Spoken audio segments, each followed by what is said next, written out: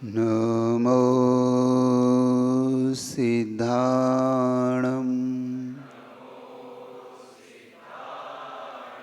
नमो आयर्याणं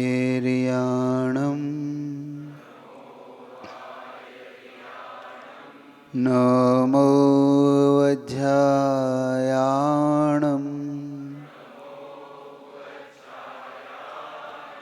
नमो लोई सवसाहुणम्।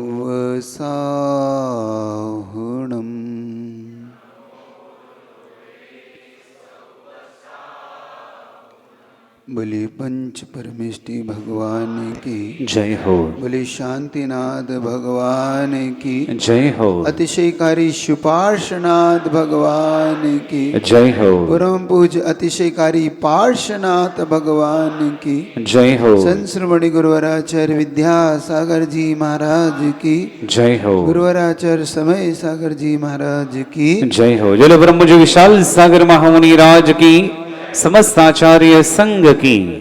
थोड़ी इसकी आवाज और खुल जाए तो ठीक। हाँ।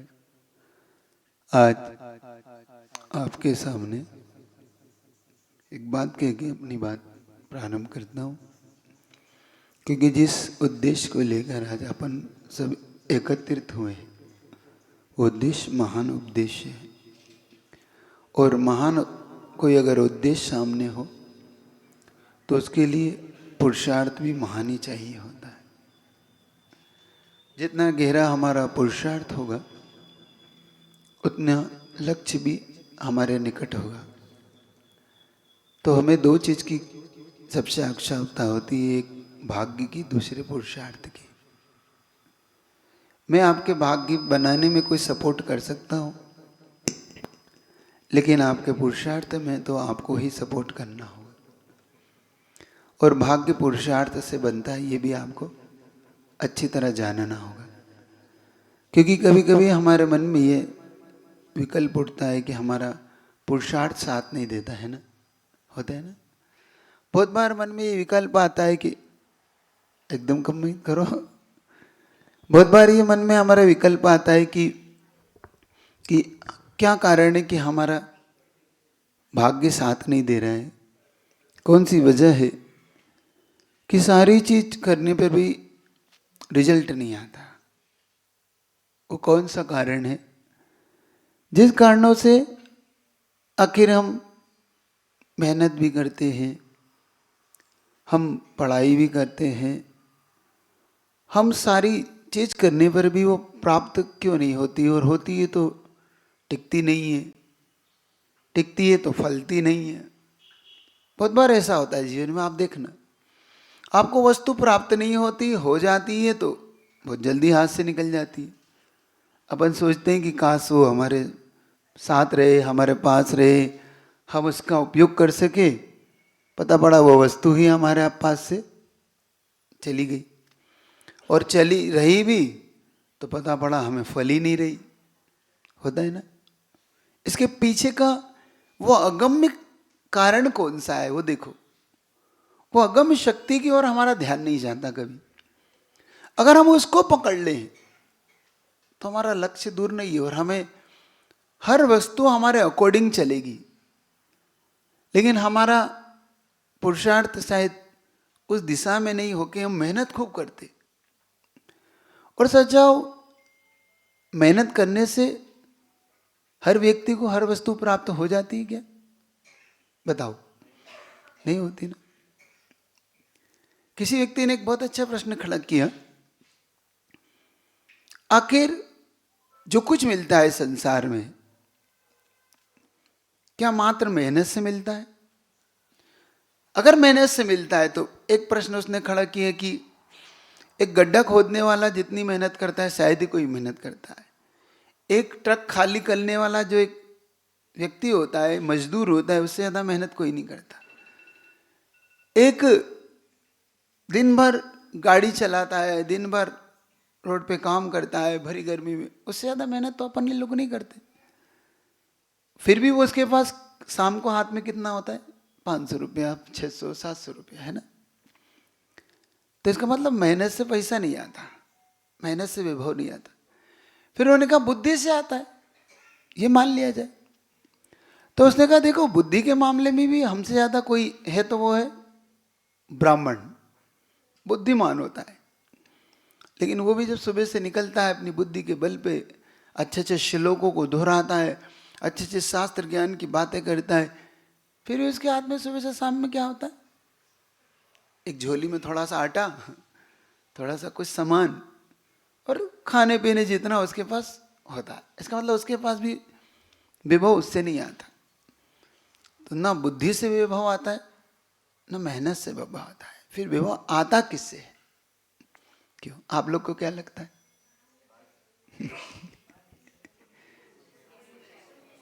पुण्य से। ये बात बिल्कुल करेक्ट कही आपने। क्योंकि बहुत से लोग बैठे बैठे भी उनके पास सब कुछ होता है, ना वो मेहनत करते, ना ज्यादा ज्ञानवान होते, है ना। तो इसका मतलब है कि कुछ ऐसी अगम्य शक्ति की ओर हमारी ओर ध्यान जाए, तो इसका मतलब है कि हर चीज के प्रति हमारा जो भाव, हमें जो चाहते हैं, हम जो अचीव करना चाहते हैं, हम जिसके पीछे जिस लक्ष्य को लेके चले, जो गोल हमारे जीवन में होता है, उसके लिए कुछ ऐसी शक्ति हमारे पास अवश्य चाहिए, है ना। आज थोड़ा उसकी चर्चा आपसे करता हूँ। वो कौन सी शक्ति होती है जो हमें दिखाई नहीं देती लेकिन काम करती है? वो कौन सी चीज होती है जो हमारे जीवन में हमें हमारा लक्ष्य दिलाती है? जानना चाहते हो? आप लोग जानना चाहते हो? नहीं? अगर नहीं जानना चाहते हो, बोर हो रहे हो, तो अगर आपको ऐसा लगता है कि नहीं महाराज जी जल्दी छोड़ दे, तो मैं जल्दी छोड़ देता हूं, मुझे कुछ नहीं। क्या चाहते हो? यंग स्टार क्या चाहता है? यूथ क्या चाहता है? जो यूथ चाहेगा वो क्या चाहते हो? समझना चाहते हो? क्योंकि आपकी लाइफ अभी शुरू हो रही है। आप अपने कैरियर के उस टर्निंग पॉइंट पे खड़े हैं जहां से आपका कैरियर ग्रोथ भी कर सकता है और अप भी हो सकता है।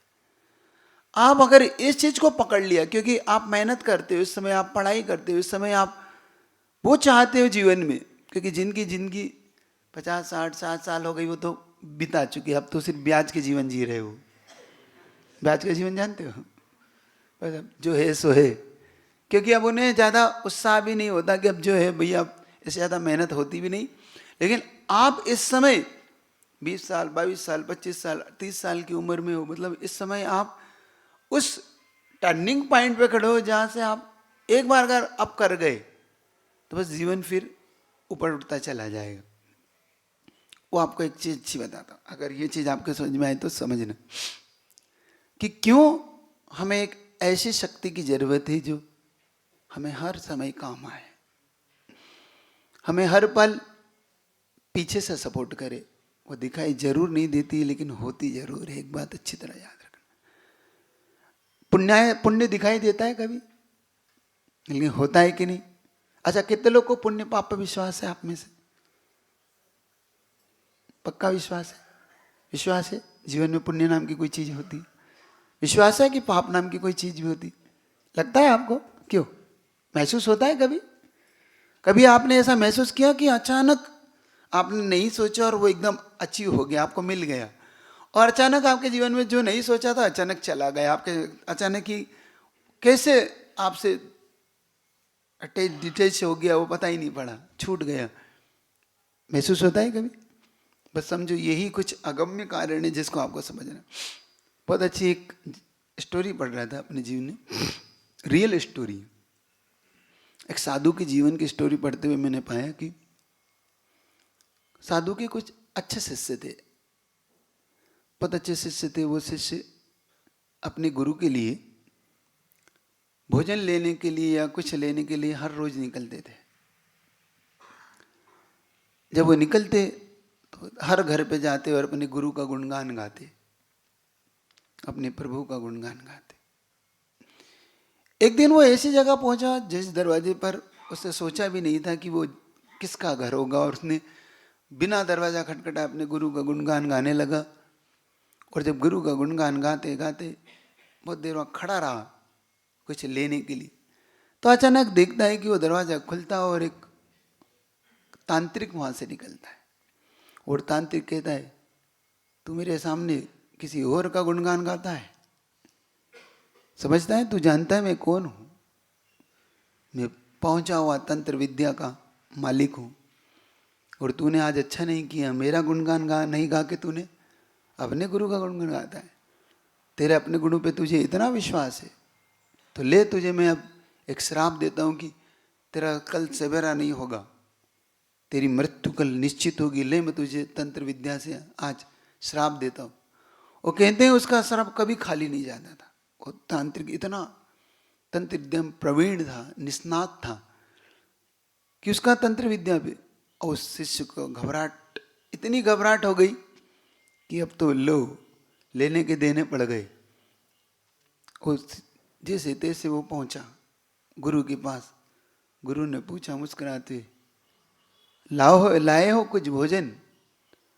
तो कि हाँ लाया हूं, साथ में मृत्यु भी लाया हूं। उन्हें क्या हो गया तुझे?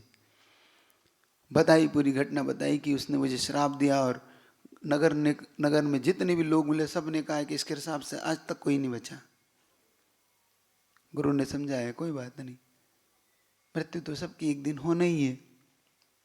तो गुरुदेव फिर मेरा क्या होगा? क्योंकि अभी तो रात है, उसने सुबह तक मरने को कहा है ना। ठीक है, कोई बात नहीं, भोजन करो, तुम अच्छे से भोजन करो। देखना प्रभु चरण, गुरु चरण क्या होते हैं, आज सीख के जाना यहां से कि क्यों तुम्हें गुरु चरण और प्रभु चरण की छांव में रहने को कहा जाता है। क्यों हमारे यहां चत्तारी शरणम कहा है ना, चारी मंगल चारी उत्तम, चारी शरण कहे। एक चीज सीखना, तुम जैन शासन में जीने वाले लोग हो, तुम वीतराग शासन के अगर भक्त हो तो एक बात ये याद रख लेना, जिन शासन की महिमा समझना, और जिन शासन में तुम जी रहे हो तो भटकना नहीं कहीं भी।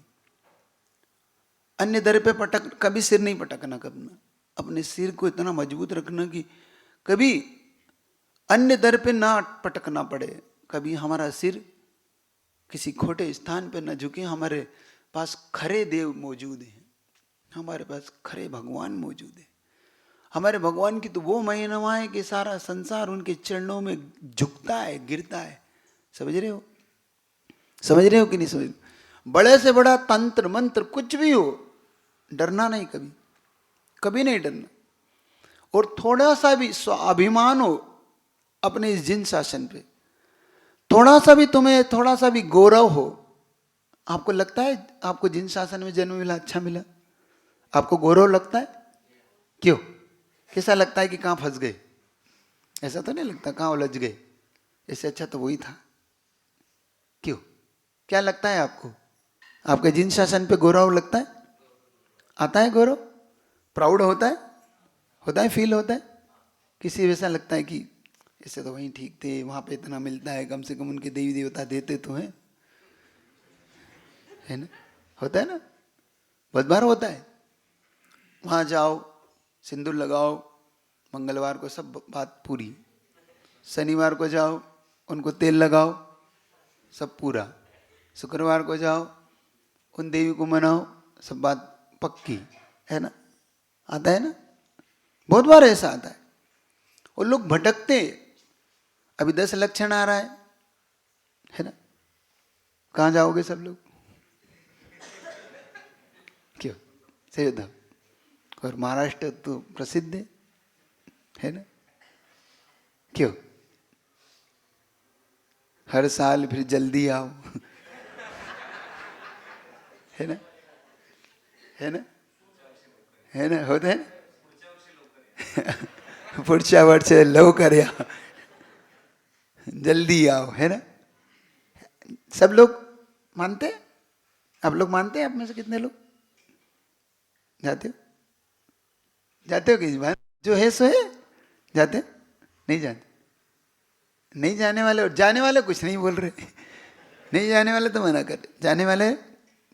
एक बात ध्यान रखना, थोड़ी सी खुददारी हो तो एक चीज बताता, एक प्रसंग सुना था, ओरिजिनल घटना। नमोकार की महिमा, अपने पंच परमेष्टि की महिमा देखना, वो कहानी तो पूरी कर ही रहा हूं। एक व्यक्ति से मिले हम लोग, उस व्यक्ति ने गजब की बात बताई कि महाराज जी अपने जैन शासन की महिमा अपन लोग जानते नहीं। मैंने क्यों, क्या हुआ महाराज जी, अपन लोग बहुत पीछे हैं, अपन अपनी जैन शासन की महिमा को नहीं जानते। लेकिन जिसने इस महिमा को जान लिया महाराज, उसने क्या नहीं पा लिया। मैंने पूछा क्यों, ऐसा क्यों कह रहे हो? तो उसने कहा कि महाराज एक मुस्लिम व्यक्ति मिला और वो तंत्र विद्या को जानता था। वो झाड़ा फूकी बोलते हैं ना आप लोग, क्या बोलते हैं मराठी में? फूकना जानना, मतलब उतारना। और वो बहुत से लोगों की कोई भी रोग हो, कुछ भी हो, तो वो उतारा करता था। लेकिन वो जैनियों का नहीं करता था, जैन समाज का नहीं करता। और कोई जैनी पहुंच जाए ना तो स्पष्ट मना कर देता कि भाई जैन साहब आप यहाँ से चले जाएं, और मेरा निवेदन है कभी आप मेरे घर पे ना आए, मेरे दर पे ना आए, मैं आपके लिए कुछ नहीं कर सकता। जैनियों को बड़ा अखरता था। और एक बार एक जैनी वहाँ पे पहुँच गया, बहुत दुखी था, किसी ने कहा कि वहाँ चले जाओ। उसने कहा ठीक। तो वहाँ पहुँचा, उसने अपनी समस्या बताई। उसने कहा हो जाएगा, कोई बड़ी चीज़ नहीं। लेकिन उसने पूछ लिया कि तुम हो कौन, पहले ये बताओ, तुम्हारा किस से रिलेशन है, तुम कौन से समाज से हो, तुम्हारे भगवान कौन है? बता दिया कि मैं जैन हूँ। उसने कहा जैन साहब मैंने मना कर रखा है, मैं जैनियों का नहीं करता, आप जा सकते हैं यहाँ से। उसने कहा कि भाई साहब बहुत दिक्कत में हूँ। जो कितनी दिक्कत हो, मैं जैनियों का नहीं करता, आप बाहर बोर्ड पढ़ लेना, मेरा बोर्ड लगा हुआ है, कृपया जैन यहाँ ना आए। उसने बोर्ड लगा।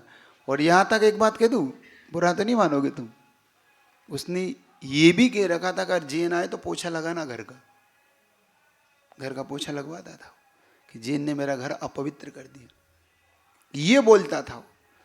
उससे पूछा, उसने कहा कि कोई बात नहीं,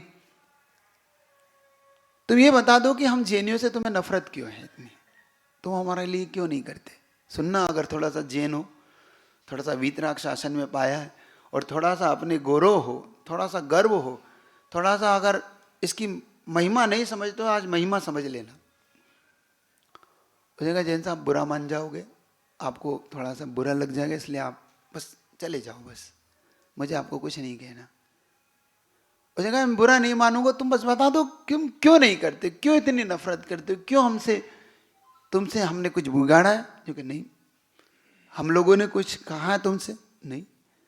कोई तुम्हारे बारे में बुराई कर दी, तुम्हारे धर्म की बुराई कर दी? कि नहीं, जैनियों ने कुछ नहीं कहा। फिर नफरत क्यों है तुमसे, हमसे? उसने कहा जैन साहब फिर हम सच्चाई सुन पाओगे? अच्छा आप लोग सच्चाई सुन पाओगे? उसने जो सच्चाई बताई, और इसके बाद अगर थोड़ी सी खुददारी हो ना तो फिर किसी दर पे नहीं भटकना। उसने कहा जैन साहब आप जानते हो मैं जो कुछ करता हूं, जो कुछ मैं विद्या का प्रयोग करता हूं, मैं कौन से मंत्र का उपयोग करता हूं, उसमें बताया आप लोगों को? उसने कहा कि नहीं, मैं नमोकार मंत्र का उपयोग करता हूं। किस मंत्र का उपयोग करता हूं? और ये मंत्र भी मुझे तुम्हारे गुरु से ही मिला। एक गुरु मुझे मिले थे, उनके प्रति मुझे ना जाने क्यों अच्छा लगा, मैं उनके पास बैठ गया। उन्होंने मुझसे पूछा, और मैंने उनसे पूछा कि बाबा मुझे कुछ आप दे सकते हो? उन्होंने कहा कि तुम अगर अहिंसा का पालन करोगे तो मैं तुम्हें दे सकता हूं। तो कौन सा मंत्र? तो तुम्हारे गुरु ने मुझे नमोकार मंत्र दिया, और मैंने सच्ची श्रद्धा से उसको फेरा, सच्ची श्रद्धा से मैं करता हूं। और सुनो मैं तुम्हारा काम क्यों नहीं करता, क्योंकि तुम जिस नमोकार मंत्र को जो तुम्हारे दूध में पिलाया तुम्हारी माँ ने, जो तुम्हारे गुरु ने रग रग में दिया, तुम्हें बचपन से तुम्हें दिया जाता है, तुम उस मंत्र को छोड़कर मेरे दर पे आए हो, तो तुम अपने सगे बाप के नहीं हो, मेरे क्या हो जाओगे? उसने जो जवाब दिया, तुम अपने बाप के सगे नहीं हुए, तुम अपने मंत्र के सगे नहीं हुए, अब तुम अपने प्रभु के सगे नहीं, अपने गुरु के सगे नहीं हुए, तुम मेरे सगे हो जाओगे। और जो तुम अपने के सगे नहीं तो मेरे भी सगे नहीं, और मेरे सगे नहीं, इसलिए मैं तुम लोग का कुछ नहीं करता। इसलिए ये मंत्र तुम्हारे लिए काम आएगा ही नहीं, क्योंकि तुम्हारा मंत्र और तुम्हारी आस्था नहीं उस पर, और तुम्हारा मंत्र मेरा मंत्र नहीं है, और मेरी गहरी आस्था है उस पर। जब से मैंने उसकी साधना की है, जब से मैंने उस मंत्र की आराधना की है, जब से बड़ा सा बड़ा कोई रोगी आ जाए, 1-9 बार पढ़ता हूं, सारा मंत्र उसका झोंक देता हूं, फूंक देता हूं। है खुददारी, है विश्वास, है इतनी गहराई अपने नमोकार मंत्र, तुमको है आस्था? नहीं है ना। हमारी तो भटकने की आदत है ना, तू नहीं सही, तू सही, तू नहीं सही और सही। एक बार पक्की आस्था बना लो। एक बार मर जाएंगे, प्राण दे देंगे, लेकिन हम अपने मंत्र को नहीं छोड़ेंगे, इससे किसी के दर पे नहीं भटकेंगे। पहले ये पक्का कर लो। समझे ना? जो स्टोरी अब सुनाने वाला हूं, वो जब उसने अपने गुरु को सारी बात बताई, तो उसके गुरु ने कहा कि तू अभी तो सुबह तक तो भोजन तो कर ले, डरे मत, जो होगा देख लूंगा। गुरु ने कहा कि भोजन किया उसने, कि मेरे तो गले में भी नहीं उतारा, मेरी तो मृत्यु मुझे दिख रही है। तो डरे मत, विश्वास रख। गुरु ने थोड़ी देर के बाद रात हुई, गुरु ने कहा एक काम कर दे, मेरा पैर बड़े दर्द कर रहे हैं, तू दबाएगा? उसने कहा अच्छा है, कम से मरते मरते आपके चरण दबा के ही जाऊं, तो इससे बड़ा मेरे लिए क्या हो सकता है। वो गुरु के पास बड़े प्रेम से बैठ गया। गुरु ने एक चीज कही उससे, अब तू मेरी बात गौर से सुन, तुझे किसी भी कंडीशन में ये स्थान छोड़ के नहीं जाना है। मेरे पैर तुझे छोड़ के कहीं नहीं जाना, बस पैर दबाते रहना, कुछ भी हो जाए, तुझे नींद भी तो इन्हीं चरणों में सो जाना, लेकिन तू जाना नहीं। तुझे कुछ भी कोई कितना ही बुलाए, इस स्थान को छोड़ के मत जाना, बस पक्का बोल। पक्का याद रहेगा? बिल्कुल याद रहेगा। उसने कहते धीरे धीरे गुरु की नींद लग गई। मध्य रात्रि हुई, रात के 12 बजा, उस तांत्रिक ने अपनी तंत्र विद्या का प्रयोग शुरू किया। सबसे पहले एक मंत्र से उसने एक देवी को सिद्ध किया, और देवी को सिद्ध, क्योंकि उसकी तंत्र विद्या उसके पास थी। उसने कहा, देवी से कहा जाओ उसकी मृत्यु का कारण बनो, जाओ। देवी ने अपना रूप बदला, कहते पूरे वैभव से सज धज के सोना चांदी हाथ में लेके वो पहुंची तो दरवाजे पे खड़ी हुई, ठिठकी, एक कदम आगे नहीं बढ़ा पाई, क्योंकि गुरु का भाव का प्रताप इतना गहरा था। तो उसने कहा कि दरवाजे पे खड़े होकर उस शिष्य से कहती है, सुन, मैं तेरे लिए देख कितना वैभव लेके आई हूं, देख तेरे लिए मैं कितना सोना चांदी सब लेके आई हूं, ले जा, आ जा। उसने कहा कि नहीं, मैं गुरु आज्ञा से बंधा हुआ हूं, मैं नहीं आ सकता, अगर तुझे देना हो तो मेरे यहीं निकट आके दे जा। उसने नहीं, मैं वहां नहीं आ सकती। उसे कहे नहीं, तू वहां नहीं आ सकती, मैं वहां नहीं आ सकता, बस तुझे देना हो तो मैं अपनी गुरु आज्ञा नहीं छोड़ सकता, मैं अपने गुरु का चरण नहीं छोड़ सकता, क्योंकि मैंने प्रण किया है कि गुरु की सेवा के बिना कहीं नहीं जाऊंगा। थोड़ी देर इंतजार किया, वो विद्या वहीं फेल हो गई, असफल हो गई, वो विद्या वहां से चली गई। थोड़ी देर बाद दूसरी विद्या का प्रयोग किया उसने, तांत्रिक को बताया कि वो मैं इसके लिए कुछ नहीं कर सकती। तंत्र विद्या ने दूसरे मंत्र का प्रयोग किया। दूसरे मंत्र में उसने माँ का रूप बनाया एक, उनके जाओ, वो माँ का रूप बन के आई।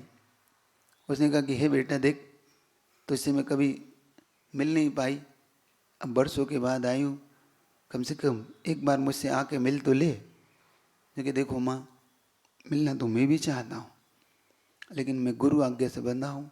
एक काम कर, तू हम यहीं आ जा, निकट आ जा, मैं यहीं तुझसे बात कर लूँगा, तेरे चरण छू लूँगा, लेकिन मैं वहाँ नहीं आ पाऊँगा, क्योंकि गुरु ने आज्ञा दे रखी। बहुत देर तक वो मनाती रही, देख कैसा बेटा है, तू आज्ञा नहीं मानता है। उसने कहा नहीं माँ, ये तो संभव नहीं है। और कहते हैं वो भी विद्या फेल हो गई, चली गई। तीसरी विद्या, साक्षात यमराज को भेजा उसने कि अब तो जाओ और इसके प्राण लेके आ। कहते हैं तीसरी विद्या यमराज का रूप बना के पहुंची, और यमराज का रूप बना के पहुंची, क्योंकि मैं तेरी मृत्यु हूँ। क्योंकि ठीक है, तू ले जा सकती है, लेकिन आना तुझे यहीं होगा गुरु चरणों, मैं तेरे पास नहीं आने वाला।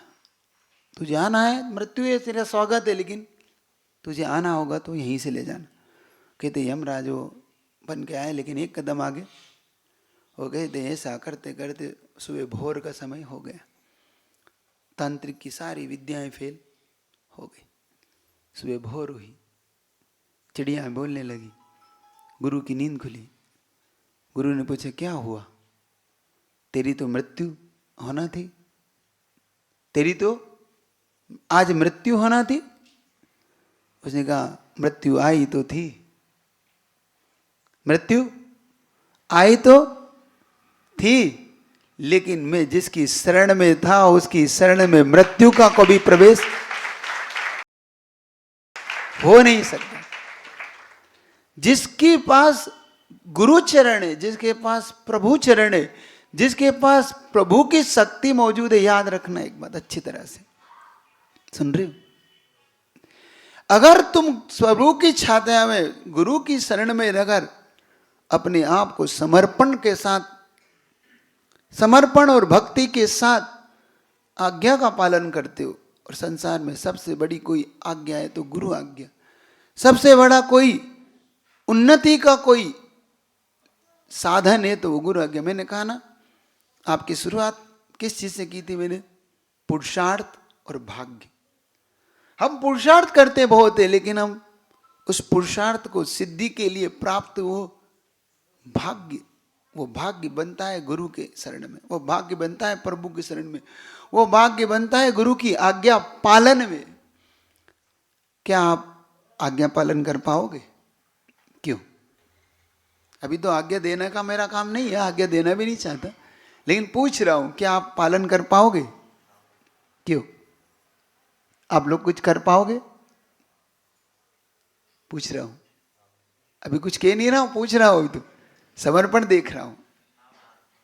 समर्पण कर पाओगे अपने गुरु के पास? क्या गुरु के अनुसार? और अगर तुमने ये कर लिया तो जैसा तंत्र विद्या भी उस शिष्य का कुछ नहीं बिगाड़ पाई, मैं गारंटी देता हूं तुम्हारे ऊपर भी कोई से बड़ी बड़ी आपत्ति भी तुम्हारा कुछ नहीं होगा। जिसके पास गुरु रूपी आज्ञा संपत्ति मौजूद हो, गुरु की औरा, गुरु का जिसके पास आसपास सुरक्षा चक्र हो, संसार में बड़ी से बड़ी समस्याएं, बड़ी से बड़ी आपत्ति भी उसका कुछ नहीं कर सकती। ये लिख के रखना मेरी बात। और थोड़ी सी खुददारी रखना, थोड़ा सा बहुमान रखना अपने नमोकार मत पंच परमिष्टि में। बस एक चीज, इस दर को छोड़ के, इस वीतराग शासन को छोड़ के, इस पंच परमिष्टि की शासन को छोड़ के दर दर नहीं भटकना, वरना दर दर ही भटकना पड़ेगा। पक्का कर पाओगे? इतना पक्का, इस 10 लक्षण में इतनी सी बात मेरी मान जाओगे? तुम भले ही कहीं आओ या नहीं जाओ, लेकिन जिन शासन के अलावा छोड़ के, क्योंकि 10 लक्षण पर्व जिन शासन की सबसे बड़ा पर्व है, पता है आपको? आप लोगों को पता है आपका सबसे बड़ा पर्व कौन सा है? पर्युषण पर्व, जिसको 10 धर्म बोलते, जिसमें सबसे ज्यादा जिन शासन में तपस्या और साधना और सबसे ज्यादा की जाती है, पता है महाराष्ट्र में इसका? अच्छा, आप लोग इसका महत्व जानते हो? आप लोग युवा लोगों से पूछ रहा हूं, आपके कुछ लोग तो जानते हैं, लेकिन आप लोग जानते हैं? युवा लोग जानते हैं इसके महत्व को? नहीं जानते आप लोग इसके महत्व को? आप लोग नहीं जानते? सही बता रहा हूं, सबसे ज्यादा जिन शासन में। और आप अगर थोड़ा सा ये महाराष्ट्र बॉर्डर में, जैसे आप ये नागपुर पार करोगे ना, 10 दिन सबसे ज्यादा भीड़ रहती है, सबसे ज्यादा। आप पूरे एमपी में चले जाएं, यूपी में चले जाएं, दिल्ली, महाराष्ट्र से ये बेल्ट, हम दक्षिण भारत को थोड़ा सा इस बेल्ट को छोड़ के सबसे ज्यादा इंतजार होता है तो 10 लक्षण पर्व का इंतजार होता है। सबसे ज्यादा इंतजार, सबसे ज्यादा शांति धारा, सबसे ज्यादा पूजन पाठ। जैसे आपके यहाँ 16 कारण की लोपी करते ना आप लोग, तो सबसे ज्यादा उन 10 दिनों का जब इंतजार होता है। आप लोग क्या क्यों नहीं होता है पता नहीं, या तो आप लोग अन्य दर्शन से इतने टच में आ गए कि आपने उसे धर्म मानकर, उसे सब कुछ मानकर आपने अपने जिन शासन की शायद अवहेलना कर दी, आपने अपने जिन शासन को भुला दिया। उस व्यक्ति से सीखना, जब उसने जो बात कही कि तुम अपने सगे नहीं हुए, तुम अपने देवसास गुरु के सगे नहीं हुए। और इसीलिए मैं लगता है कि मुझे कि ना जाने क्यों इस बात आती है, अगर बुरा ना मानो तो कहूँ, तुम्हारी उन्नति नहीं होने का कारण भी यही है। तुम्हारी अवनति होने का कारण मुझे यही नजर आता है कि तुमने अपने इष्ट को छोड़ दिया, और जो अपने इष्ट को छोड़ देता है उसका अनिष्ट होके रहता है। क्योंकि तुम्हें मिला ही है, जिन शासन तुम्हें इष्ट के रूप में मिला है, इसकी उन्नति समझो। इसमें सब कुछ है, हर चीज है इसमें। तुम्हें अगर लगता है कि हमें इसमें लौकिक चीज नहीं मिलेगी, ये किसने कह दिया तुमसे कि जिन शासन में कुछ नहीं मिलता? एक बात बता दूं, जो कहीं नहीं मिलता वो जिन शासन से मिलता है, ये याद रखना। जो किसी से नहीं मिलता, किसी के दर पे नहीं मिलता, वो इनके दर पे मिलता है, इनके दर से मिलता है, इनके चौखट पे मिलता है, इनकी शरण में मिलता है। ये पक्की बात लिख लेना मेरी बात, और ये मेरा अनुभूत की हुई चीज है। हर व्यक्ति को मैंने यहां से उठता हुआ देखा है। क्या संपत्ति, क्या धन, क्या वैभव, क्या मकान, क्या दुकान, सब कुछ देखा है मैंने यहां से। बस एक बार जो जुड़ गया इनसे हृदय से, तो जुड़ोगे आप लोग, जुड़ना चाहोगे, करोगे तो पक्का मन बना लो। और एक चीज पूछना चाहता हूं, 10 दिन के अंदर कुछ समय दे पाओगे आप लोग? समय निकाल पाओगे? युवा वर्ग समय निकाल पाएगा? थोड़ा सा एक बार जुड़ के देखो, एक बार मेरे कहने को मान के देख लो। एक बार युवा वर्ग थोड़ा सा मन बना ले, 10 दिन के लिए मन बना ले बस। आप सुबह से शाम तक इतना अच्छा शेड्यूल आपका बनाया है, आपको जो लग रहा है थोड़ा सा कठिन हो सकता है, थोड़ा सा आपको कठिन लगे, लेकिन एक बार आप 1 या 2 दिन के लिए भी अगर आप शुरू में जुड़ गए तो 10 दिन आपके इतने आनंद होंगे, और आपका लाइफ में जो फ्यूचर है आपका, उसमें आपका अचीव जो आप करना चाहते हो, ये 10 दिन वो अगम्य शक्ति को देने वाले होंगे आपको। आपको वो चीज दे देंगे जो आपको लगता है कि पीछे से कौन बेक से काम कर रहा है, वो चीज आपको चाहिए तो इस 10 दिनों में आपको मिल सकती है। आपको वो सीखने को मिल सकता है कि कैसे ग्रोथ की जाती, कैसे अपने आप को बदला जाता है, वो कौन सी चीज होती है। एक बार मन बना लो।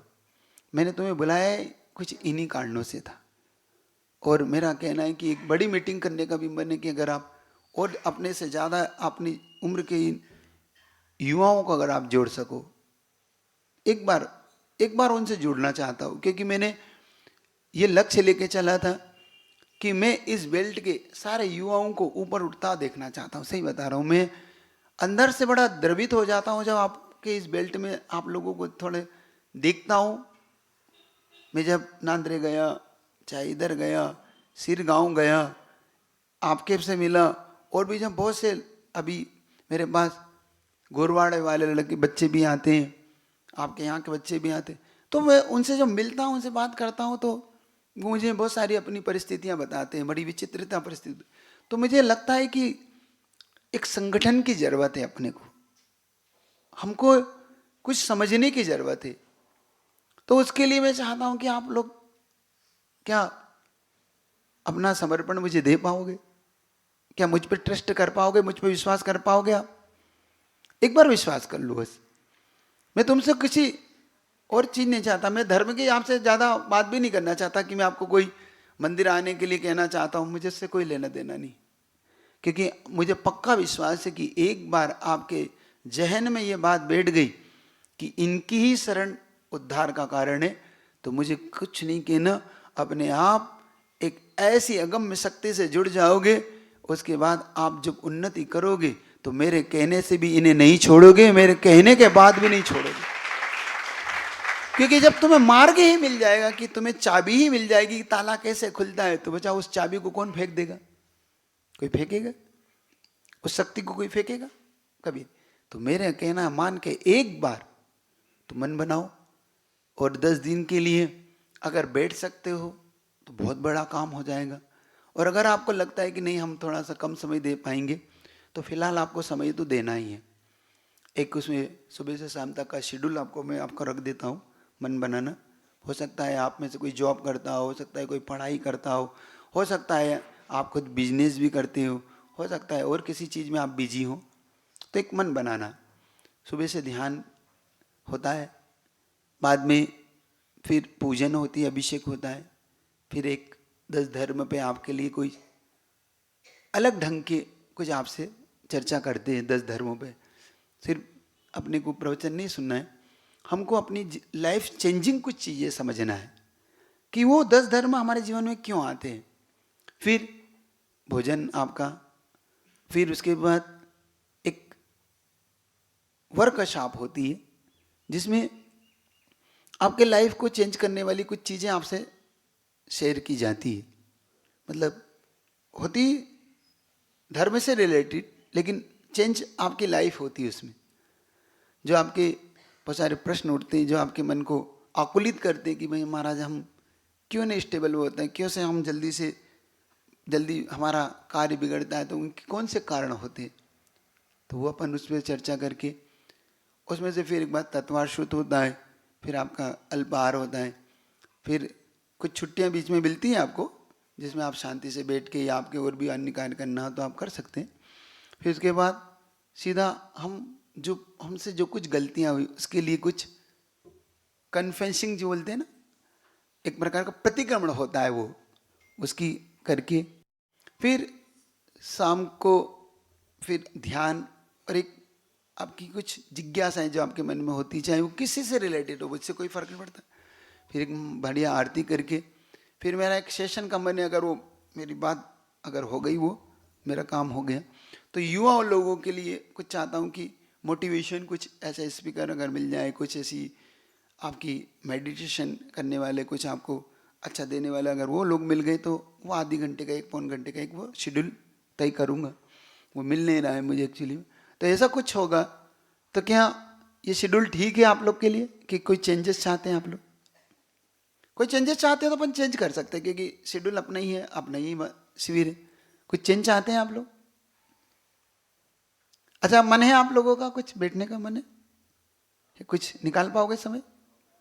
क्यों बोलो ना, हाँ या ना, कोई बात नहीं, मैं बुरा नहीं मानूंगा, उसमें कोई शर्म की कोई बात नहीं। नहीं है तो नहीं, नहीं महाराज नहीं है तो नहीं, उसमें क्या हो गया?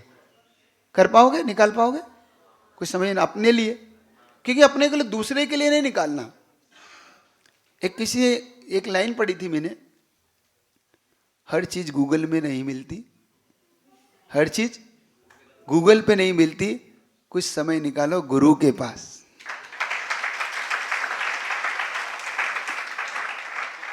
कुछ चीजें गुरु से मिलती, गूगल से नहीं मिलती। तो हर चीज गूगल पे उपलब्ध नहीं होती है ना। तो गुरु की शरण में जो मिलेगा वो कहीं नहीं मिलेगा। तो मन बना लो, सही बता रहा हूं। जो लोग यहाँ पे बैठे हैं ना, उनको लग रहा है कि कैसे करेंगे, अब इतना समय कैसे देंगे महाराज जी। सही बता रहा हूँ, एक से बढ़ के एक लोग आते हैं। इस बार चूंकि अब थोड़ा सा हम 2 पार्ट में बटे हुए, बड़े महाराज वहाँ है, मैं यहाँ हूँ, तो कुछ लोग जो वहाँ के आते हैं आप उनसे मिलते। छत्तीसगढ़ के लोग आते हैं, एमपी के लोग आते हैं, दिल्ली के लोग निकाल के समय आते हैं, यूपी के लोग निकाल के आते हैं, और महाराष्ट्र से भी आते हैं। इसी महाराष्ट्र से भी कुछ लोग पिछली बार बैठे थे पूना में, इसी सांगली के आसपास से भी बहुत महिला वर्ग पुरुष वर्ग बैठा था। तो वो लोग निकाल के आते, उनको देखोगे ना आप, एक से एक बड़ी पोस्टों पे हैं वो लोग।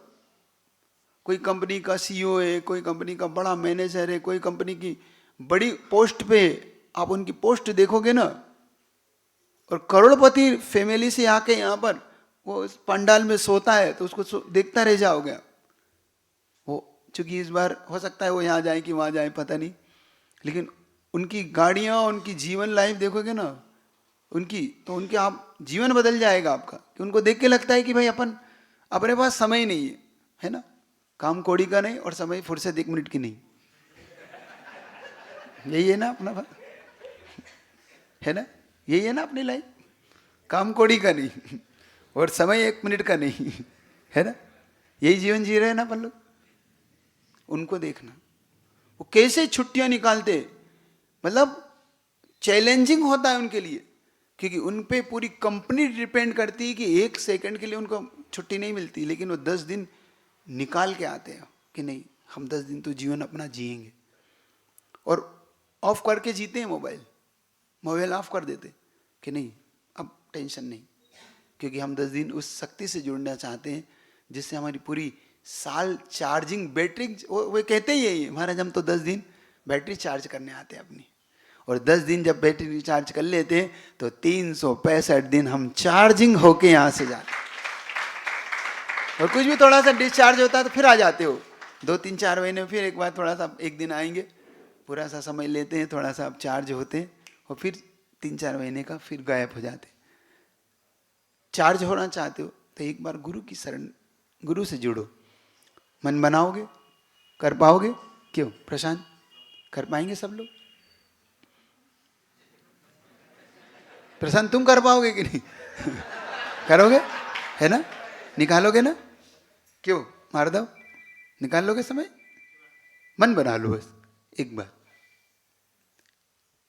सागर थोड़ा सा ठीक है, बैंक का थोड़ा देख के जैसा जैसा जा ऐसा कर लेना। क्यों कर पाओगे? आप लोग बैठ पाओगे? अच्छा कितने लोग बैठने का मन बना रहे हो? ऐसे हाथ खड़े करके दिखा।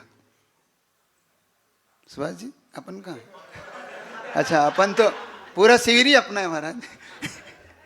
अच्छा पक्का ना? बना लोगे? मन बना लो, सही बता। आपको लग रहा है थोड़ा सा, लेकिन मन बना लो, बहुत अच्छा होगा।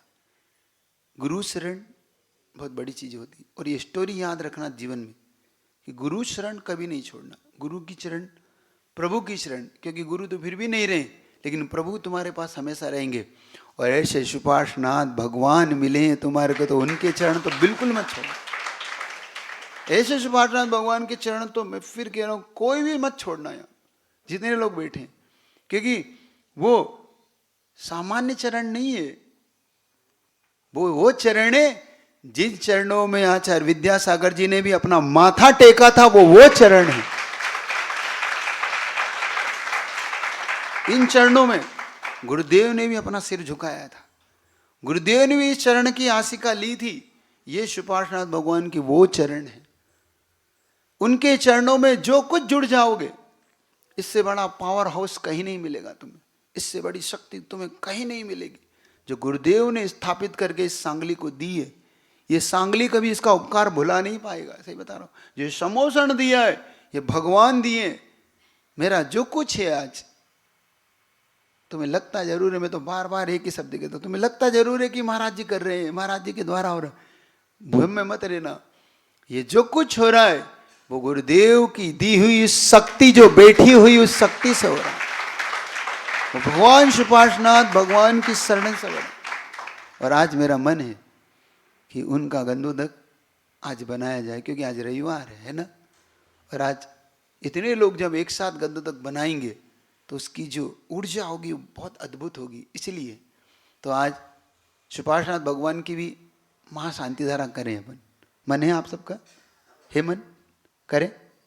और स्वर्ण झारी से और पूरी, अब तो बहुत अच्छा लगने लगा। सुपार्श्वनाथ भगवान को ऐसा लगने लगा कि जैसे अकृत्रिम चैत्यालय उतर के यहाँ स्थापित हुआ वास्तव में। और ये जो छत्र लगेगा ना, ये जो छत्र लगेगा, जब भामंडल और छत्र और जब चंवर लगेगा तो तुम्हारा मन अंदर से कहेगा, एक मन बोल उठेगा कि वास्तव में हमने नंदीश्वर के भगवान नहीं देखे, लेकिन नंदीश्वर के भगवान कुछ ऐसे ही होते होंगे। पंचमेरु पर उन इंद्रों के जिनालयों में भगवान का वैभव कुछ ऐसा ही होता होगा, जो रत्नों से जड़ित होता होगा, है ना। बहुत से लोग का मन अब ललचा रहा है कि काशी हम लगा लेते, ये सुपार्श्वनाथ भगवान को हम देते। अच्छा रवि जी छोड़ना तो नहीं है छत्र? नहीं तो लोग तैयार हैं अगर आपको लगता हो, और प्रॉफिट लेके देना तो भी देने को तैयार है। लगता है कि महाराज हमने तो 5.5 किलो दिया, तुम 6 किलो चांदी ले लो। लेकिन नहीं, मुझे मालूम है कि भक्तों के अंदर ये भाव आता ही नहीं। लगता है, अपने को लगता है कि महाराज ये कैसे भी मुझे मिल जाए, होना भी चाहिए। लेकिन जिसने एक बार इस पुण्य को कमा लिया, वो पुण्य को कभी नहीं बेच सकता। वो जानता है कि मैंने तो वो पुण्य कमाया है, ये सिर्फ छोटा मोटा अचीव नहीं किया है। ये छत्र दे के भगवान की मैंने छत्र छाया पाई है, वो छाया में छोड़ नहीं सकता। ये छाया मत छोड़ना आज, और छोड़ना भी नहीं, है ना। कुछ लोग का मन भी था ना भामंडल देने का, लेकिन क्या करें, कर्म का उदय है ना। कई बार फिर भी बहुत बड़ा काम किया है जिन्होंने भामंडल छत्र चवर दी। तो आज सुपाठनाथ भगवान की शांतियारा करेंगे, मूल नायक भगवान की। तो उनकी शरण इतने नहीं रखता हो, मन बना लेना। और कुछ प्रशांत, और कुछ चर्चा करना है क्यों प्रशांत? और कुछ चर्चा इसके अलावा और कुछ जिसके लिए अपन ने यहाँ बुलाया था, जिससे लेके आप कुछ पॉइंट अगर चुक रहे बस इतने रख लूँ।